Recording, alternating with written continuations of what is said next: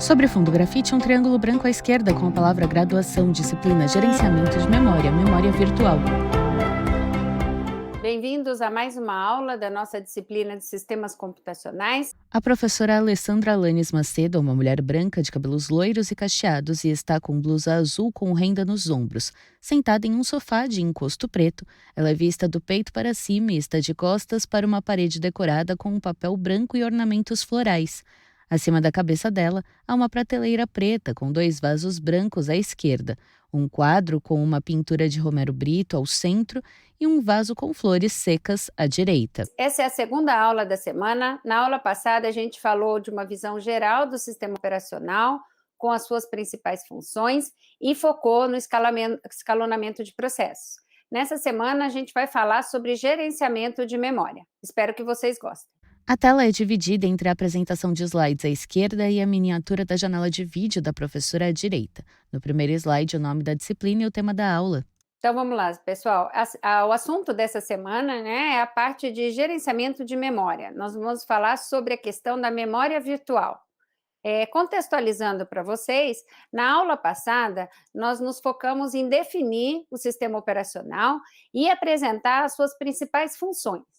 Uma delas é a interface, escondendo o hardware para os programas de usuário, Então, nós temos aí os hardwares, nós temos os nossos softwares rodando sobre o sistema operacional que fica comandando aí e otimizando os elementos, os componentes desse hardware.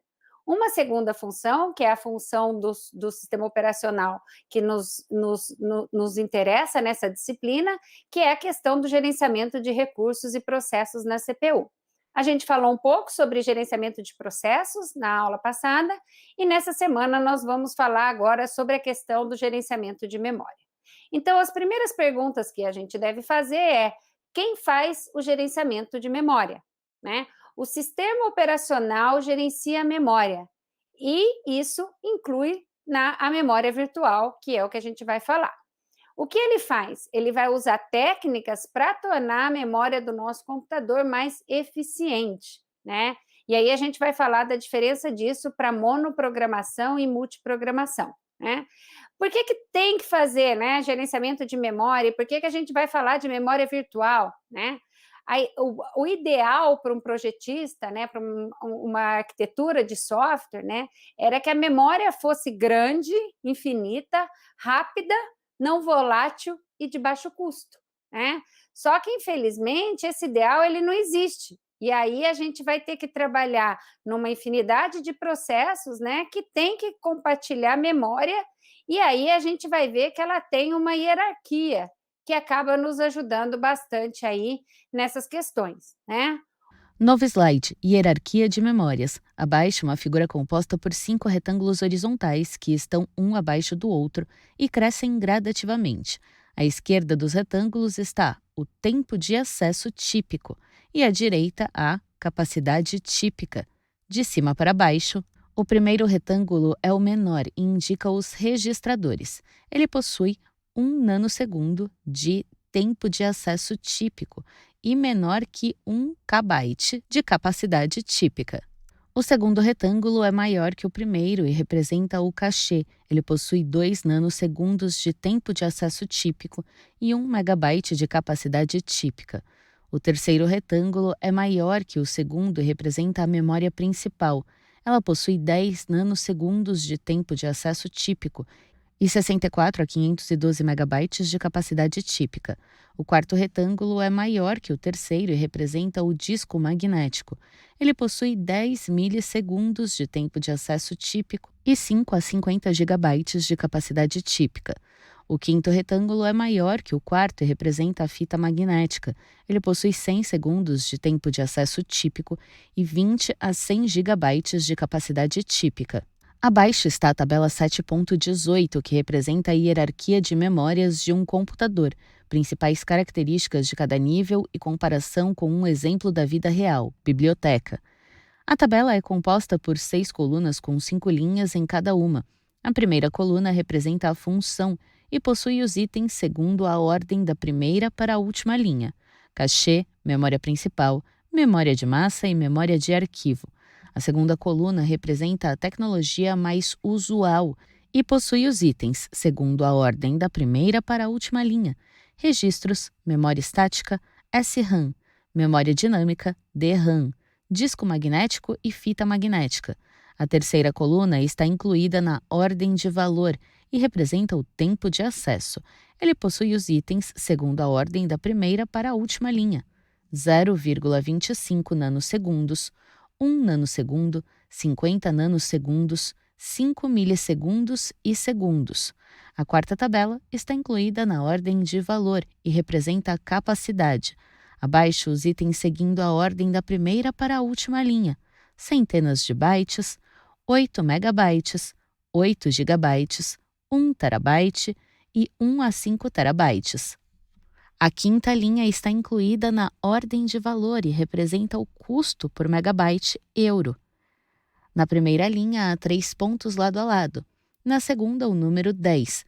Na terceira, lê-se 0,01. Na quarta, 0,0001. E na quinta linha, 0,00005. A sexta coluna equivale a em uma biblioteca. Abaixo, os itens seguindo a ordem da primeira para a última linha: mesa do leitor, mesa do bibliotecário, prateleiras, arquivo e arquivo morto. O computador, como vocês devem lembrar lá da semana 2, ele não tem apenas uma memória, né? A capacidade de memorizar valores junto com a capacidade de processá-los é fundamental para os nossos softwares, para os nossos computadores. Sem isso, né, não seria possível lidar com estruturas de dados aí como a gente tem hoje nas áreas, por exemplo, de Deep Learning, né, ciências de dados, que são estruturas gigantescas e bastante complexas, né? Assim, a memória desse computador, né, ela não é apenas uma, mas um conjunto de memórias, e aí nesse desenho a gente tem os vários níveis aí com as características que formam uma hierarquia. Se vocês olharem as características aí de tempo e acesso e capacidade de armazenamento, elas trabalham em sentido oposto, né? Então, quanto maior a capacidade de armazenamento, menor acaba sendo o tempo de acesso, né? E isso, se você pensar nos extremos, né, a redução de tempo para o acesso, né, ela é um objetivo bastante interessante, né? Então, enquanto a gente tem de um lado, por exemplo, os registradores, né, com capacidade bem pequena, a gente tem acesso a eles da ordem de 1 nanosegundo, né? No oposto, a gente tem as fitas, né, os armazenamentos secundários, né, com capacidades gigantescas, né? Hoje a gente fala de petabytes, né? E o tempo de acesso aí na ordem de 100 segundos. Então, elas são sentidos opostos, né? Em um extremo, a redução de tempo de acesso dos registradores, ela acaba obrigando a uma baixa capacidade e é alto custo, né? Enquanto no outro, a gente tem uma alta capacidade e um baixo custo, que só são conseguidos aí em tempo de acesso muito alto, né? Então, por isso, é interessante a gente conseguir explorar essas memórias aí e essa combinação aí de características. Então, o que é a memória virtual, né? A memória virtual nada mais é do que uma técnica, né? E que a ideia dessa técnica é que o tempo de acesso à memória de disco, né? A gente chama de disco rígido, memória secundária, né? Ou disco simplesmente, né? Seja não estatisticamente não muito pior que a memória principal. Né? A memória principal e a memória de discos, elas são muito diferentes em capacidade e tempo de acesso. A memória principal, ela tem um acesso de 100 vezes mais rápida, mas cerca de 100 vezes menos capacidade, né? Então, por isso que a gente vai tentar criar uma técnica que diminua esse tempo de acesso, tá bom? Então, para trabalhar com memória virtual, essa técnica ela tem alguns princípios. Um dos princípios é a localidade, né? Um dos princípios é essa localidade, tanto espacial e temporal, né? Que implica que um programa não precisa de todas as suas informações e dados, suas instruções ao mesmo tempo. Isso vai significar que parte dessa informação por exemplo, a informação mais utilizada, ela pode ficar na memória principal, enquanto o restante, né, a menos usada, pode ficar em disco, né? Então, isso é interessante, né? Você não precisa a todo tempo de tudo, né? E aí você consegue trabalhar nessas duas questões. Outra função, ou princípio, né, é a questão do mapeamento, né? Existe a função de mapeamento, considerando que os endereços a que um programa se refere pertence a um espaço de endereçamento, e aí vamos pensar no espaço de endereçamento virtual, né? E esse tem uma existência física apenas parcialmente em que os endereços virtuais são mapeados em endereços físicos, né? Então a gente vai lembrar lá das aulas passadas que a nossa memória é um conjunto de células, né? E essas células, elas têm que ser recuperadas o seu conteúdo. Então, elas têm endereços físicos, né? E que a gente vai trabalhar agora com a conversão, com o mapeamento desse endereço físico, por uma função de mapeamento, para o endereço virtual que a gente vai trabalhar, né? Essa tradução aí, ela é feita por um dispositivo chamado MMU, que a gente vai ver mais para frente. E aí, por último, né, mais um princípio, é a questão do funcionamento automático, né? Quer dizer, você libera o programador dos detalhes das limitações da memória principal, né, para poder trabalhar tranquilamente. Então, esses 3 princípios vão reger essas técnicas aí de memória virtual. Novo slide. Expansão dos níveis como numa cachê. Abaixo a figura de 5 blocos que crescem gradativamente. Eles estão horizontalmente um ao lado do outro e interligados entre eles por 2 setas que estão uma abaixo da outra. As setas de cima apontam para a direita e as de baixo apontam para a esquerda, da esquerda para a direita. O primeiro bloco representa a CPU, o segundo bloco representa o cachê de nível 1, L1. O terceiro bloco representa o cachê de nível 2, L2. O quarto bloco representa o cachê de nível 3, L3. O quinto bloco representa a memória principal. Abaixo, entre o primeiro e o segundo bloco, está o nível mais rápida. Abaixo, entre o segundo e o terceiro bloco, está o nível rápida. Abaixo, entre o terceiro e o quarto bloco, está o nível menos rápida. Abaixo, entre o quarto e o quinto bloco, está o nível lenta. Abaixo da figura há um item destacado no slide. A MV pode ser uma espécie de cachê com níveis para relacionar a memória principal e a memória de disco. Esse exemplo, né, que vocês veem na figura, é um exemplo que eu mostrei para vocês para explicar sobre as caches. Não sei se vocês se lembram, né?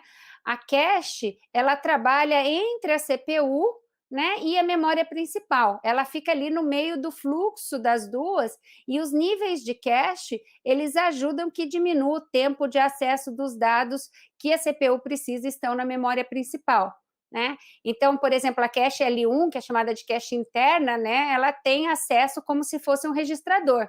E a cache L3 tem um acesso mais próximo à questão de tempo da memória principal, né? E a L2 fica no meio desses dois mundos, né?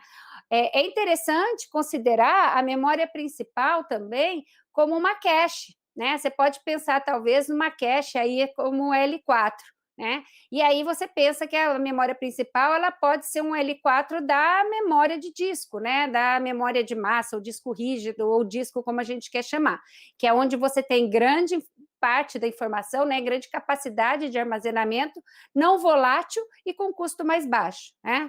Todo o resto da memória principal, né? O L3, o 2 e o L1 e os registradores, né? Eles podem eles vão trabalhar, na verdade, eles podem ter um sentido de trabalhar como auxiliares, né? Que só são válidas enquanto o computador estiver ligado, né? E que só servem para tornar mais rápidos os acessos à memória de disco, né? Dos 5 milissegundos de tempo típico para um acesso a disco do computador, né? Usando as técnicas de memória virtual, o computador consegue atingir 0,5 nanosegundos, né? Que é muito próximo dos registradores, que era 0,1 lá que a gente viu no slide passado, né? Então é bastante interessante. Se vocês pararem aí e medir, né? É uma melhoria de 20 milhões de vezes, né? E aí vale a pena ter uma hierarquia de memória, né, com exceção dos registradores, né, que têm acesso específico diferente aí do da memória, né, e que esses mecanismos, eles, além de tudo, são automáticos, né. Do ponto de vista da memória principal, né, o mecanismo de cache, ele serve aí para aumentar desempenho, né, o tempo médio de acesso, se a gente for pensar, enquanto o mecanismo de memória virtual, ele acaba aumentando a capacidade da memória principal, né, pelo menos uma capacidade aparente para os programas. Então, é mais ou menos a mesma ideia, né? A memória virtual, ela tem uma ideia de ser, abre aspas, uma espécie de cache, né, com níveis aí para relacionar a memória principal com a memória de disco, né? Então, com isso, a gente consegue aí trabalhar de uma maneira mais otimizada com as memórias que os computadores têm.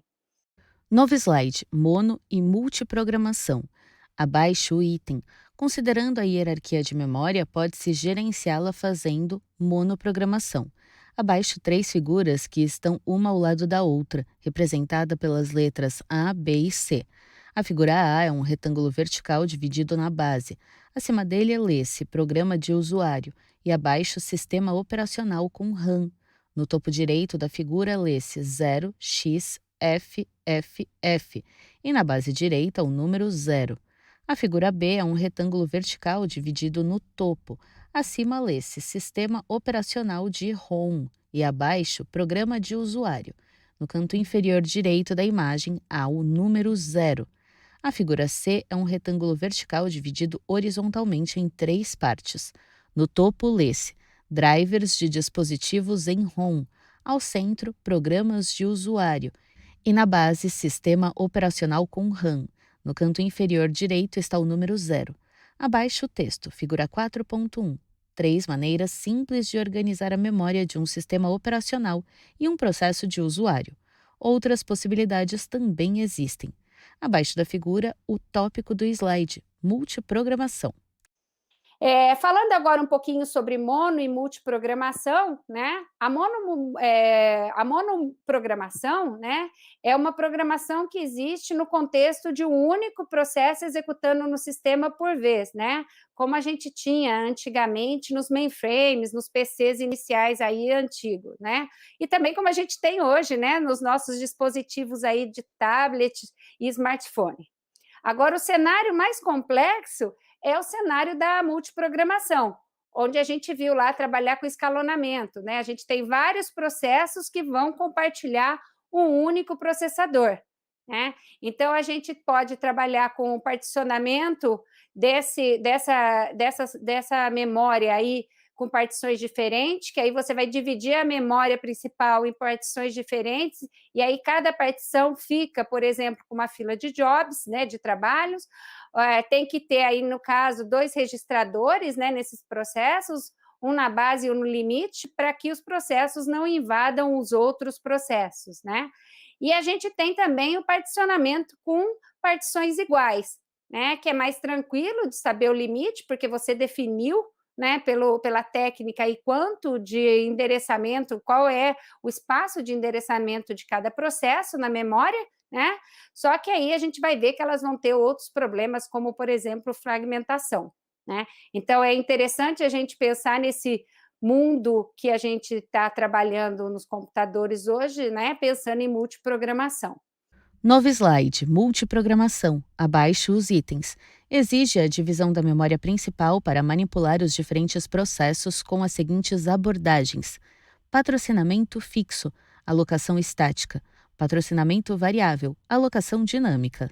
Então, a multiprogramação, ela vai trabalhar com essas duas ideias que eu citei no slide passado, né? O particionamento fixo é conhecido como alocação dinâmica, né? É tranquilo de você saber os limites aí da memória que o processo vai poder usar, né? Porque elas têm um tamanho fixo, né? E elas são normalmente iniciadas quando a gente dá boot na nossa máquina, né? E aí, por isso que a gente chama de alocação estática, né? Isso tudo é determinado já no boot.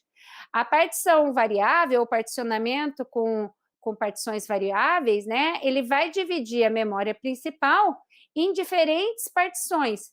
E aí a gente chama isso de particionamento dinâmico. Novo slide, particionamento variável. Abaixo a figura múltiplas fitas de entrada.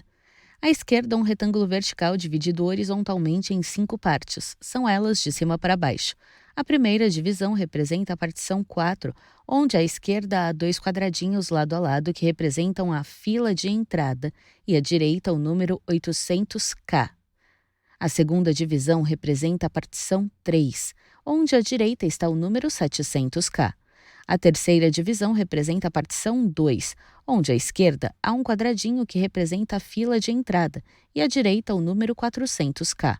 A quarta divisão representa a partição 1, onde à esquerda há 3 quadradinhos lado a lado que representam a fila de entrada e à direita o número 200K. A quinta divisão representa o sistema operacional, onde acima e à direita lê-se o número 100K e abaixo o número 0. À direita há outro retângulo vertical dividido horizontalmente em 5 partes. São elas de cima para baixo. A primeira divisão representa partição 4. A segunda divisão representa a partição 3.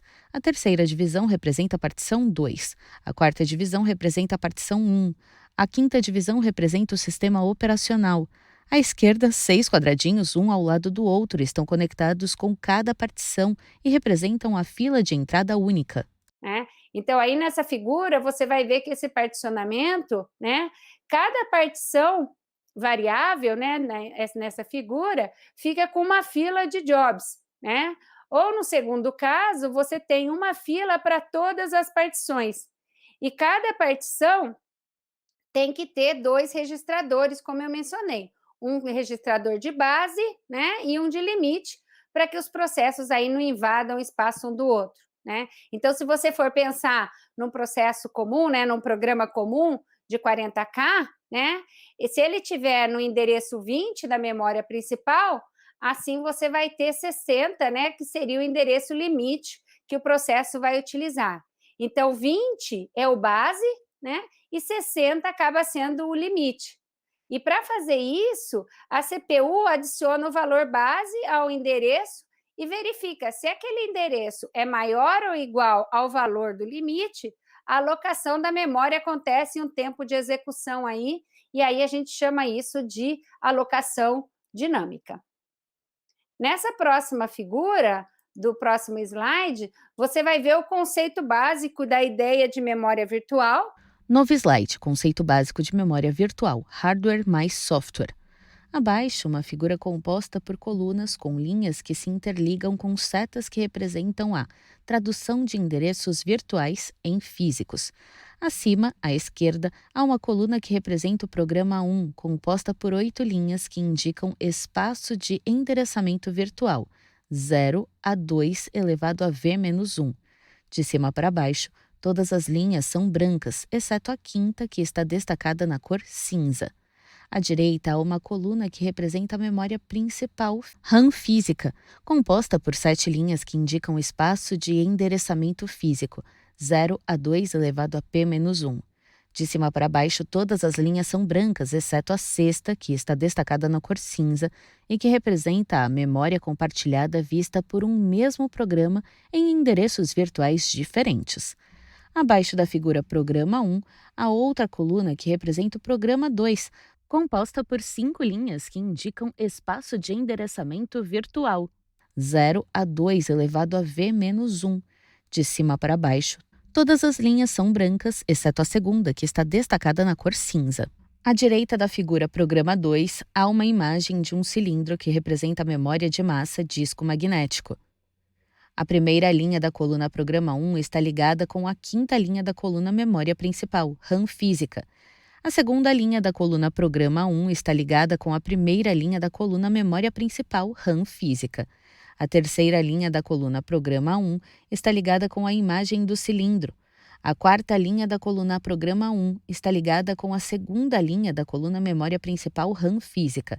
A quinta linha da coluna 1 está ligada com a sexta linha da coluna Memória Principal, RAM Física. A sexta linha da coluna Programa 1 está ligada com a imagem do cilindro. A sétima linha da coluna Programa 1 está ligada com a terceira linha da coluna Memória Principal, RAM Física. A oitava linha da coluna Programa 1 está ligada com a imagem do cilindro. A primeira linha da coluna Programa 2 está ligada com a quarta linha da coluna Memória Principal RAM Física. A segunda linha da coluna Programa 2 está ligada com a sexta linha da coluna Memória Principal RAM Física.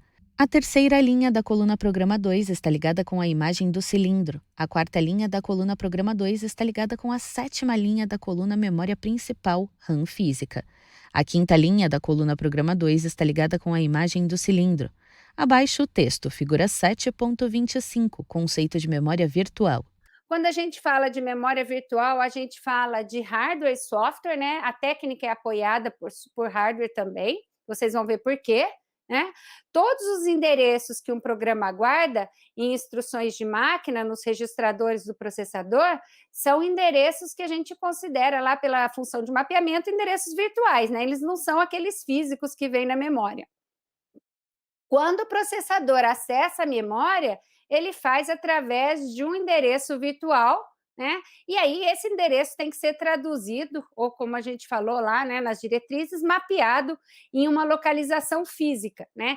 Essa localização física, ela pode estar na memória principal ou no disco, né? Ela pode já ter subido para a memória principal, né, se ela for bastante usada, ou no disco, né? No caso dela estar no disco, a falta do valor na memória principal impede esse acesso direto, né? E aí você tem que, isso daí tem que ser detectado pelo hardware e gera-se o que a gente chama de exceção. E aí a rotina, ela vai ler do disco o valor com o endereço acessado e carrega na memória física, e aí o que acontece é que depois ela volta a executar a instrução da onde ela tinha parado, né? Porque é isso que ela foi buscar informação, né? Poderá também acontecer que a memória principal esteja toda cheia, né? Toda ocupada. E aí você tem um problema que, para você trazer uma informação, né, um novo valor da memória de disco para a memória principal, você vai ter que tirar alguma coisa dessa memória principal, né? Isso também já acontecia quando a gente falou lá dos caches. Sempre que um valor entra ou sai da memória principal, essa tradução ou mapeamento de endereço, ela tem que ser atualizada, né? E pensa que essa tradução, esse mapeamento, né, ela também gera um overhead, né, uma sobrecarga nesse sistema.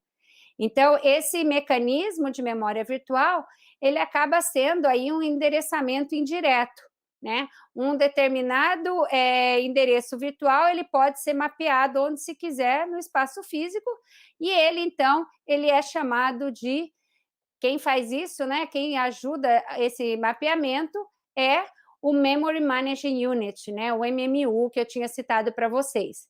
Então, ele é um circuito, ele é um dispositivo, e a função dele, né, lógico que ele tem um hardware junto, é fazer a tradução daquele endereço lógico ou virtual, né, que o programa usa e chama, e endereço da memória de fato, né, o endereço físico lá que identifica a célula da nossa memória. Ele traz, nem todos os programas e nem a memória física, né, tem que usar todo o espaço de endereçamento, né? O espaço de endereçamento define esses limites que são utilizáveis, né? Então, a gente vai ver que a gente tem limite de espaço de endereçamento, por exemplo, que é usado pelo sistema operacional. E a gente não pode invadir esse espaço de endereçamento, senão a gente vai mexer em funções do sistema operacional, e muitas vezes as pessoas, por maldade, né, os hackers, os vírus, né, eles acabam invadindo esse espaço de endereçamento que não foi destinado para os programas, né? Hoje em dia as máquinas são mais protegidas com isso, né? Antigamente, um programa em C facilmente invadia espaço de endereçamento do sistema operacional. Então, veja que hoje a gente tem os programas rodando no espaço definido aí, tem limites definidos. O mecanismo de tradução de endereço, ele então tem que saber, né? O MMU, ele vai saber quais são as faixas de endereçamentos que vão ser usadas no nível virtual, né? E lógico e físico. Quais são as grandes vantagens aí de se trabalhar com memória virtual, né? Você tem uma primeira grande vantagem, que é a questão do espaço, né? O espaço virtual, ele pode ser muito maior do que o espaço de endereçamento físico, né? Embora isso não seja nada, não tenha nada que obrigue, né? O primeiro limita o conjunto de dados que o programa pode acessar e o segundo limita a parte deste conjunto que pode estar simultaneamente carregada na memória. Note que o espaço físico ele pode ser reaproveitado em qualquer ocasião para outra parte do espaço virtual, né? Basta alterar a informação desse mapeamento de endereços, né? A memória virtual, né, ela acaba sendo um excelente suporte para a coexistência de vários programas, né, a questão da multiprogramação, né? A memória virtual, ela acaba que cada programa tem seus próprios espaços de endereçamento, né? Do seu espaço de endereçamento virtual, né? E todos eles podem acessar a mesma faixa de endereços virtuais, né? No entanto, esse mecanismo de tradução ele pode fazer esse mapeamento aí entre o endereço virtual em cada um dos vários processos e endereços físicos diferentes, né?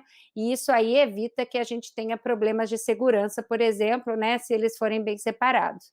Essa é uma forma de permitir, né, esse isolamento. Então, o compartilhamento de memória física ou periféricos entre processos ele acaba sendo facilitado, né, já que existe um compartilhamento aí. A tradução de faixas de endereços virtuais nos vários processos para uma mesma faixa é uma outra grande vantagem, né? Então, com isso, pessoal, a gente definiu aí a técnica de memória virtual, né, o seu principal objetivo, né? Como isso é feito em termos gerais, e depois a gente falou sobre as vantagens do uso da técnica de memória virtual. Novo slide, bibliografia, abaixo os itens. Delgado J. Ribeiro C. Arquitetura de Computadores, quinta edição, Grupo GEM, 2017. Disponível em integrada.minhabiblioteca.com.br/#87885216339921/. Acesso em 13 de janeiro de 2021. Stalins,W, Arquitetura e Organização de Computadores, parte 2, capítulo 8, páginas 233 a 270, de 731 páginas. Editora Pearson, 10ª edição 2017, idioma português. Tannenbaum A. e Austin,T, Organização Estruturada de Computadores, capítulo 6, o Sistema Operacional, páginas 363 a 425, de 628 páginas. Editora Pearson, 6ª edição, 2013, idioma português. Na próxima aula, a gente vai falar em detalhes sobre uma das técnicas, né? A gente vai falar, na verdade, sobre duas e vai detalhar uma delas, que é a paginação, e vamos falar também da segmentação, aí pensando na questão de memória virtual, particionamento e essas coisas, tá bom? Eu deixo para vocês aqui a bibliografia. Bom, pessoal, encerramos a aula 2 da semana 3 de Sistemas Computacionais. Espero que vocês tenham gostado e nos vemos na próxima aula. Um abraço a todos e até mais. Linhas retas se cruzam em um esboço das letras T e V que são preenchidas em vermelho. Acompanhe o logo da Univesp TV, Universidade Virtual do Estado de São Paulo. univesptv.com.br. Audiodescrição, Núcleo de Acessibilidade Flicts.